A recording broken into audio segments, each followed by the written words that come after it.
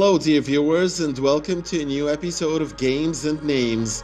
Our sport for this episode is the sport of rowing, and our featured star is Dina Adil.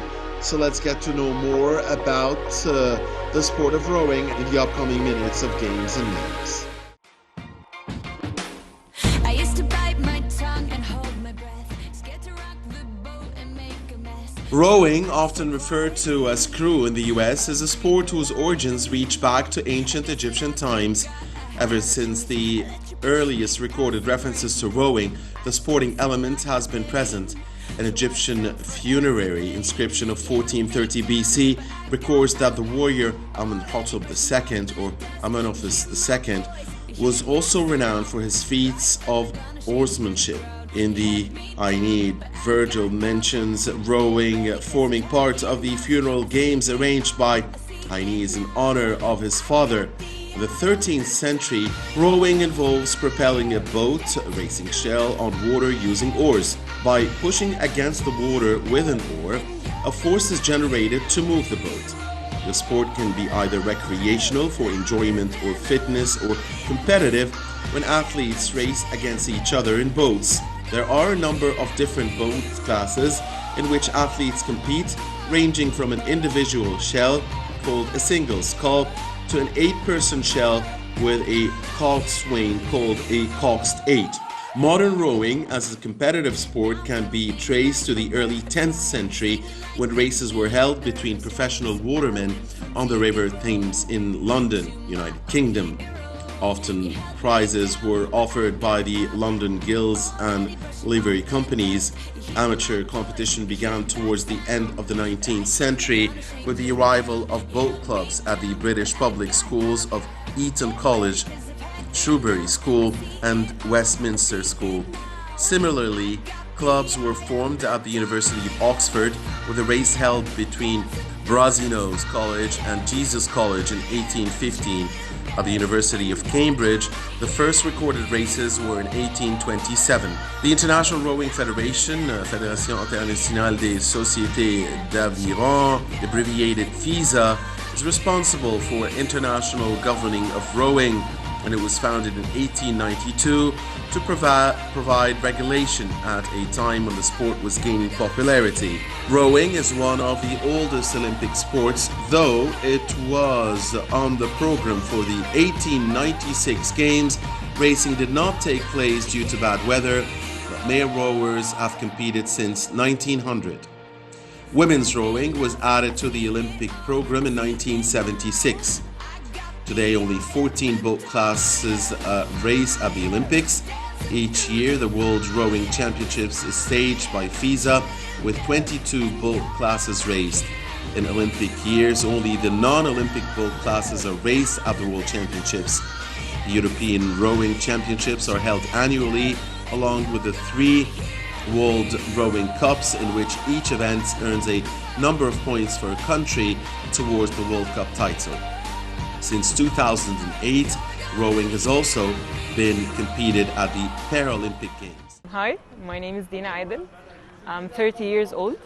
Currently, I'm a rower. I work I practice rowing and which is sculling and sweeping. They are the 2 types of rowing.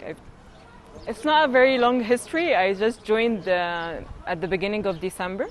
I'm actually a swimmer, but I was interested in doing something very close to nature and enjoying, I've seen people rowing while I'm sitting in some cafe, and I was like, why not?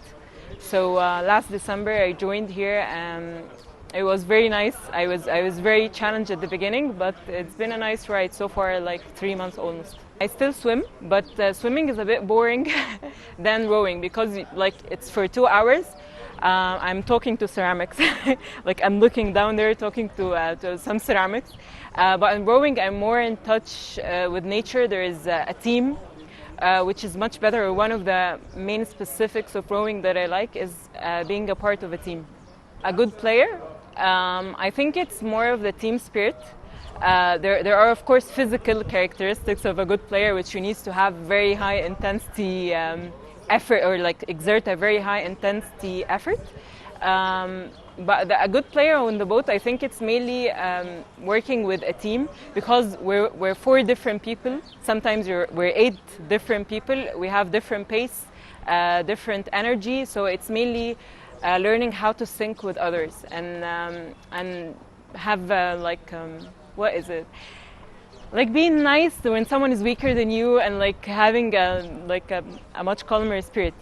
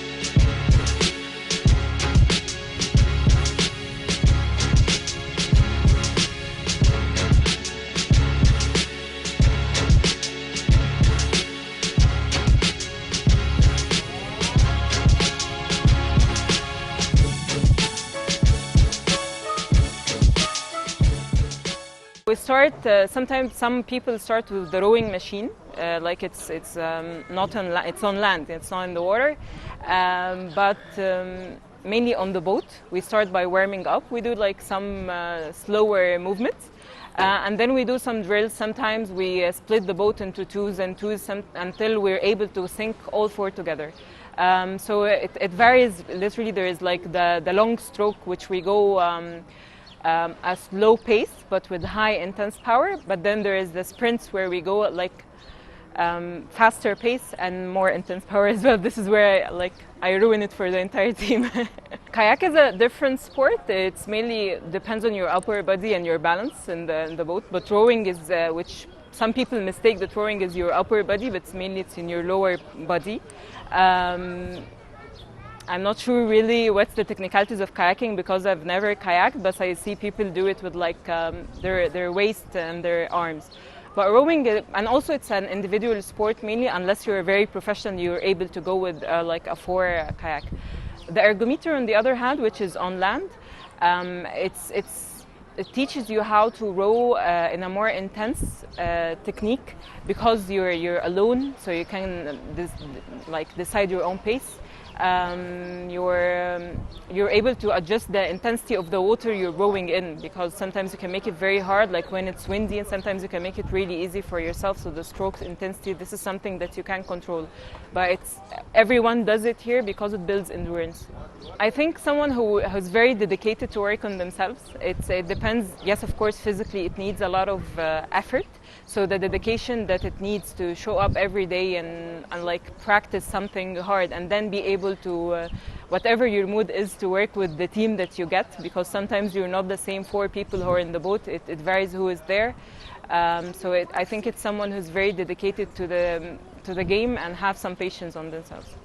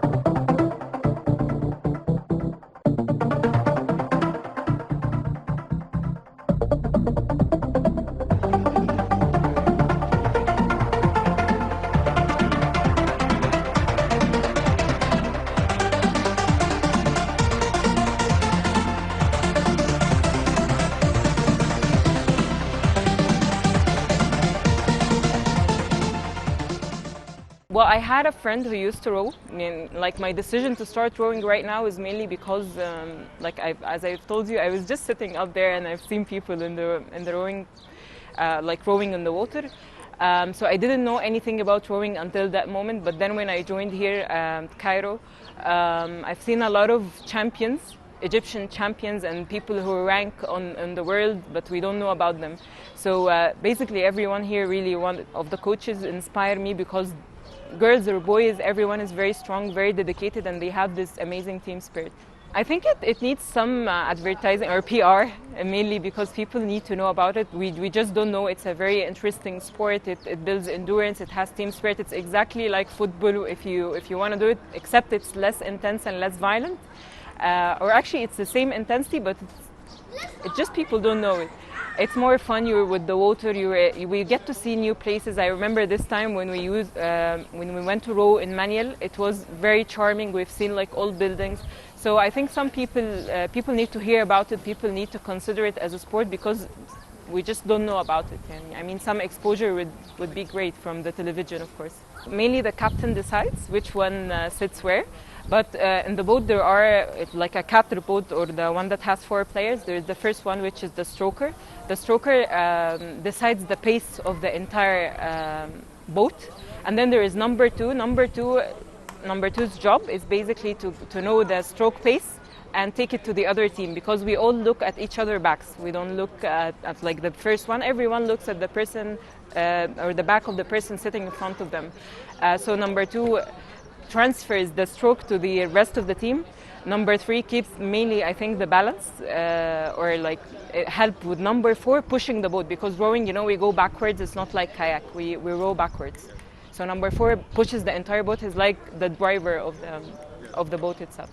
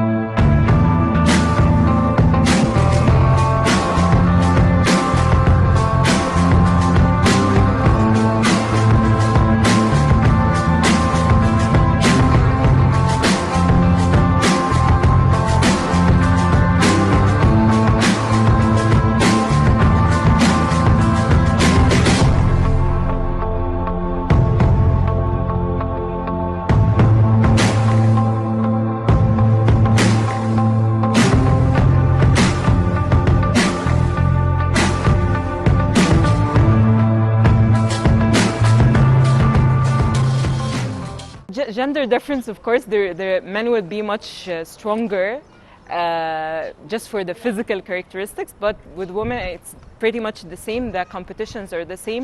It's just mainly how we're created, just the only difference. But people, they train the same, they work out the same. Everything is exactly the same except just the gender thing.